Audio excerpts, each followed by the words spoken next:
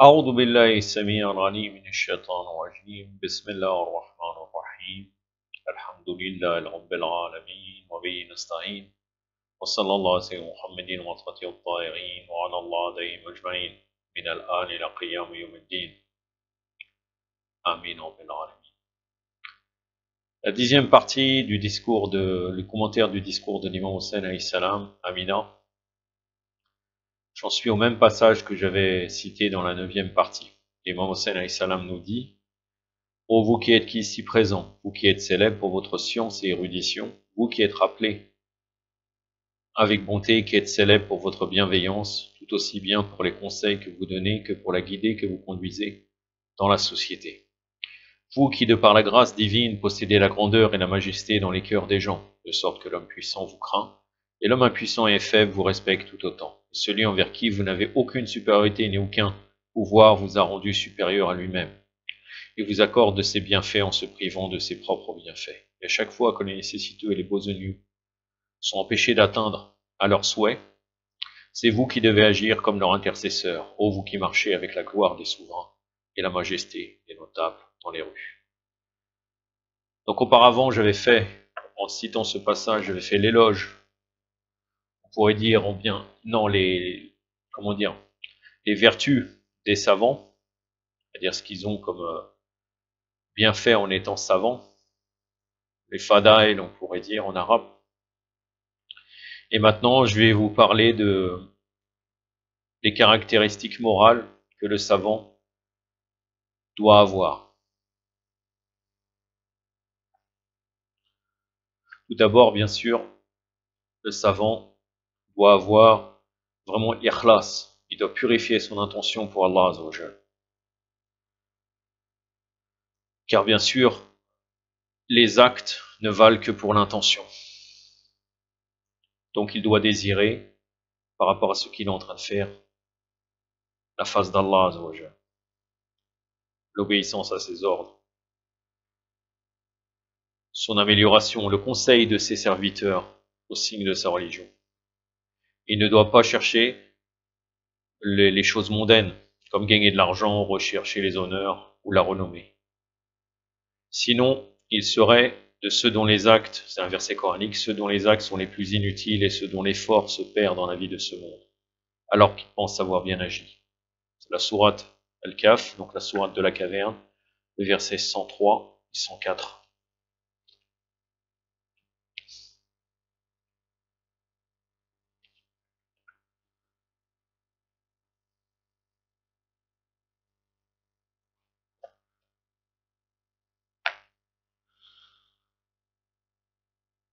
Le verset 104, mais dans le verset 103, il y a avant, chose très importante, dit vous ferai-je savoir ceux qui sont les plus perdants dans leurs actions.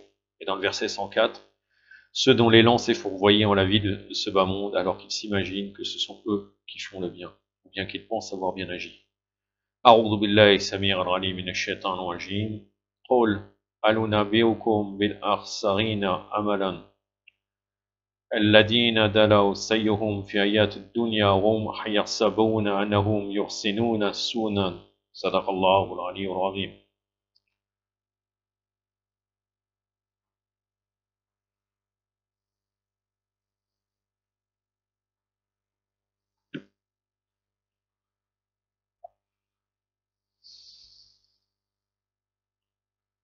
Donc, l'intention est l'ikhlas.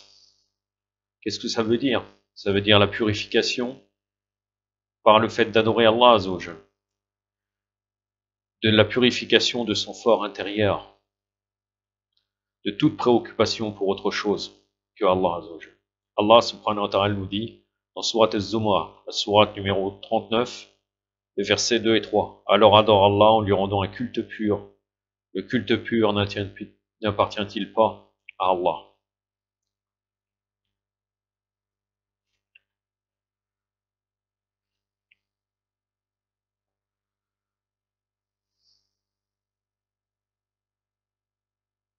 Donc, ça commence au milieu du verset numéro 2.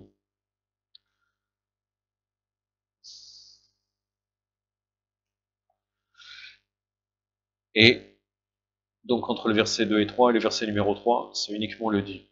A'udhu billahi as-sami' al-alim minash shaitanir rajim. Fa'budi Allah mukhlisan lahu ad-din. Ala lillah din al-khalis. Sadaqallahu al-aliyyul azim. Khalis, toujours le culte, vraiment pur, ikhlas.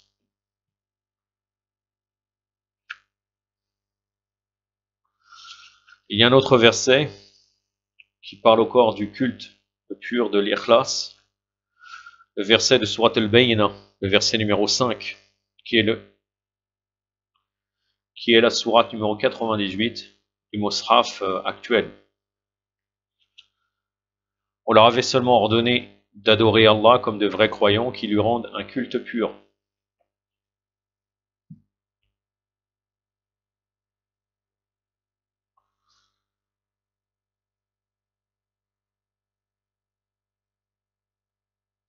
أعوذ بالله السميع العليم من الشيطان الرجيم وما أمروا إلا ليعبدوا الله المخلصين له الدين.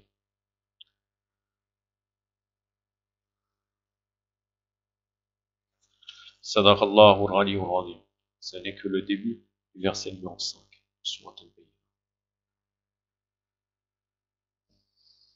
Donc l'importance de purifier son intérieur, de vraiment essayer d'adorer Allah Azzawajal d'une manière sincère et ne pas chercher les choses mondaines quand on est un savant digne de ce nom.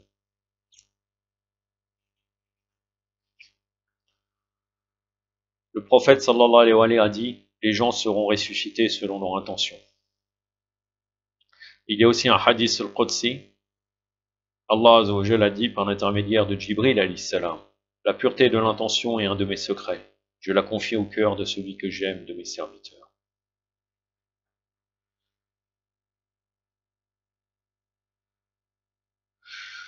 Chez le savant, généralement, ce qui est recherché quand il est au départ de son cheminement et au départ donc de son savoir et qui commence à être un cher, il cherche généralement, les savants, au tout début, ils cherchent la réputation, les biens, la renommée, l'extension de sa renommée, le plaisir d'être supérieur, la joie d'être suivi, la monopolisation des louanges et des fratries. Et Shaitan, Satan, il fait croire aux savants que leur réel objectif est en vérité la diffusion de la religion d'Allah et la défense de la législation que le messager d'Allah sallallahu alayhi wa sallam a légiférée. Et on peut le revoir que quelqu'un en vérité s'adore que lui-même, ce savant, quand il y a un semblable donc de la même catégorie que lui, qui bénéficie d'une meilleure situation, donc aussi d'une meilleure situation peut-être au niveau de l'éloquence, au niveau du savoir, et que les gens l'abandonnent. Et là, à ce moment-là, normalement, il ne devrait pas être touché. Il devrait dire: celui-là est meilleur que moi, il n'y a pas de problème.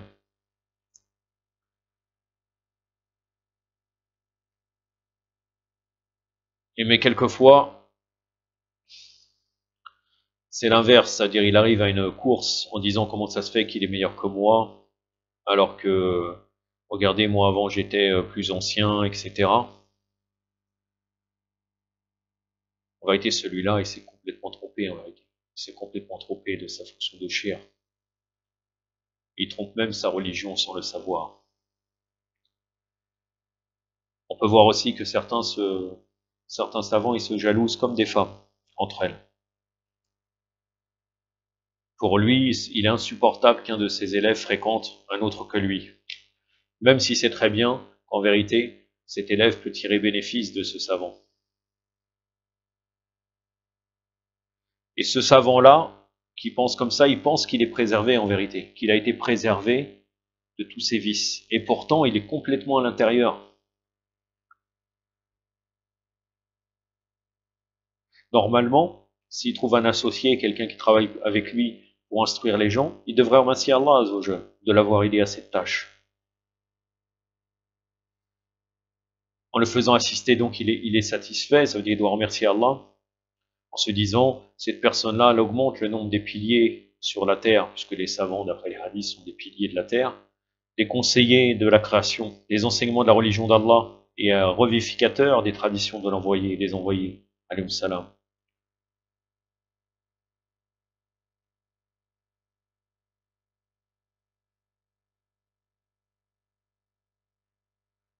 Donc normalement se soumettre à Allah Azza wa Jal, c'est la chose la meilleure pour eux et le plus profitable pour leur religion. Il y a une autre règle importante de purification de l'âme et d'application qu'un savant doit faire, c'est de mettre en application ce qu'il apprend. Celui qui est raisonnable, normalement, applique ce qu'il apprend, et l'ignorant, il ne fait que parler. Islam, islam, islam, islam. Mais après, dans la vie de tous les jours, il n'y a rien. C'est devenu une passion, c'est une passion. Mais quand on fréquente la personne, il n'y a aucune, en réalité, valeur. C'est juste des paroles. On dit c'est le mouvement de la langue. Là, l'insan, c'est que ça. Imam Sadiq alayhi salam nous dit, les recommandations du savant qui n'agit pas en fonction de ce qu'il a appris disparaissent des cœurs comme le puits disparaît des rochers. Il y a même des hadiths, entre autres il me semble dans Bir al-Anwar, qui nous dit qu'il est ignorant, ce n'est même pas un savant, il n'est même pas considéré comme un savant. Imam Sadiq alayhi salam nous dit aussi, le savoir n'est pas une accumulation de savoir acquis, mais les lumières qui se situent dans le cœur de celui que Allah veut diriger. Aussi, si tu veux la science, demande d'abord à l'intérieur de toi-même l'essence de l'adoration. Puis demande à Allah le savoir par son utilisation et qu'il te fasse comprendre, alors il te fera comprendre.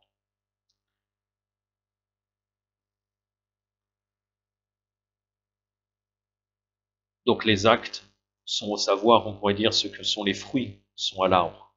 Un savant religieux qui connaît très bien le fiqh, il peut maîtriser toutes les choses des obéissances, de l'obéissance, comme quoi il faut obéir à Allah, qu'est-ce qu'il faut faire. Mais s'il ne les applique pas, ou bien aussi même si quelqu'un il connaît toutes les choses haram, les choses qu'il ne faut pas faire, mais il ne les évite pas. Tu peux aussi maîtriser la science morale, mais tu ne purifies pas toi-même. En réalité, tous ces gens-là sont des vaniteux, qui se font des illusions sur eux-mêmes et trompent la religion.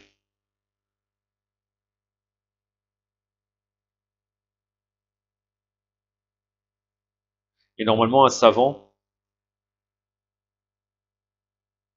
il devrait faire des choses plus que les autres. Pas seulement faire les actes obligatoires.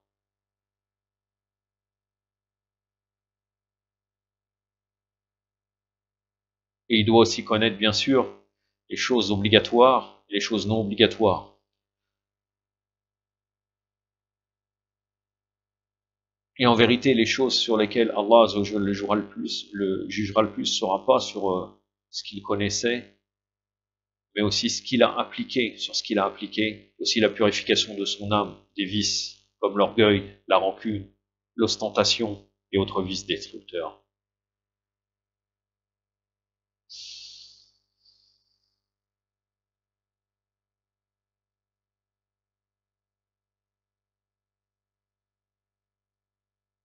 Et aussi, le savant, donc il doit se purifier de tous ces défauts-là. Il doit se purifier son âme des vices et aussi se tourner vers Allah, compter sur lui pour toute chose, pour recevoir les fusions, faïdillahi, les fusions divines sur lui.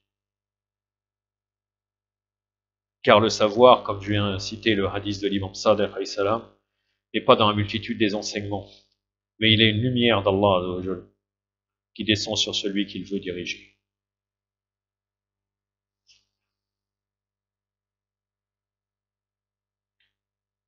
Donc, le savant doit avoir aussi, soit suivre un certain nombre de règles, normalement, de bienséance, d'avoir une âme chaste, viser haut, c'est-à-dire toujours chercher le meilleur, être coupé, ne pas avoir des relations avec les rois et les gens du monde, ne pas aller vers eux avec cupidité, mais les éviter pour protéger le savoir. Le prophète sallallahu alayhi wa alayhi a dit, les savants religieux sont les fidèles des messagers, tant qu'ils n'ont pas plongé dans le monde d'ici-bas. Quelqu'un demanda, ô messager d'Allah, qu'est-ce que plonger dans le monde d'ici-bas? Il répondit, suivre les sultans, s'ils l'ont fait, alors prenez garde à votre religion.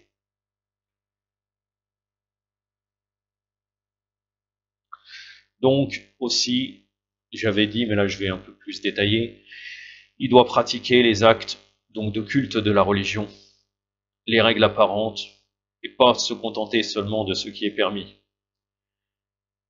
en ce qui concerne les actes apparents et les actes internes, mais s'efforcer de les faire le mieux possible, de la façon la plus parfaite, car les savants sont des exemples, ils sont la référence, l'argument d'Allah à l'encontre des gens communs. Car peut-être il y a des gens qui les observent pour emprunter d'eux sans qu'ils s'en aperçoivent, et suivons leur exemple sans qu'ils ne le sachent. C'est-à-dire il y a des gens qui ne posent pas des questions, qui nous regardent, qui regardent les savants, et, et donc, en fin de compte, ils suivent notre exemple sans qu'on le sache, pour les savants, suivent l'exemple des savants, pardon. Donc, il faut faire très attention et être vigilant. C'est pour ça qu'il faut être, Inch'Allah, un exemple, chose qui est difficile.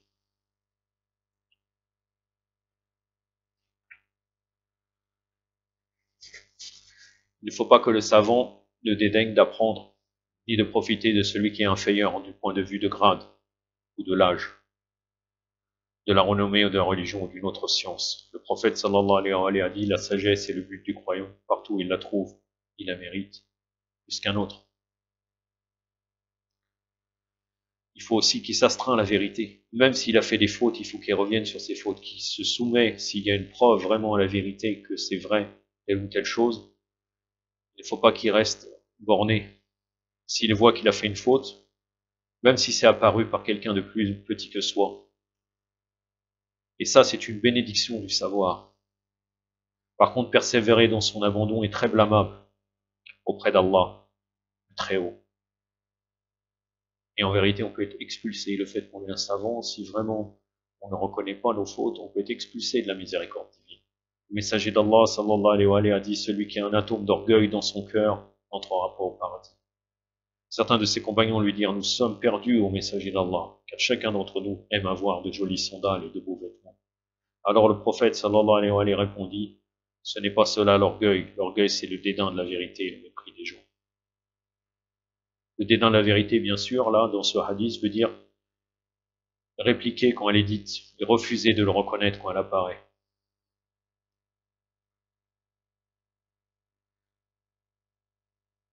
Et ça n'a rien à voir, c'est-à-dire avec qui le dit. C'est-à-dire, il faut reconnaître la vérité suivant que ce soit n'importe qui, soit plus petit, plus grand, plus misérable ou plus noble que soi. Il faut aussi méditer et faire attention à ce qu'on veut raconter. Et si on ne sait pas, si on commence, on dit est-ce que je peux dire ça à quelqu'un qui serait plus haut que nous, afin de s'éviter les erreurs de l'humiliation. Et bien sûr, en étant cher, si quelqu'un va enseigner, parce que la personne qui est chère ou savant, il faut bien sûr qu'il soit toujours en état de purification.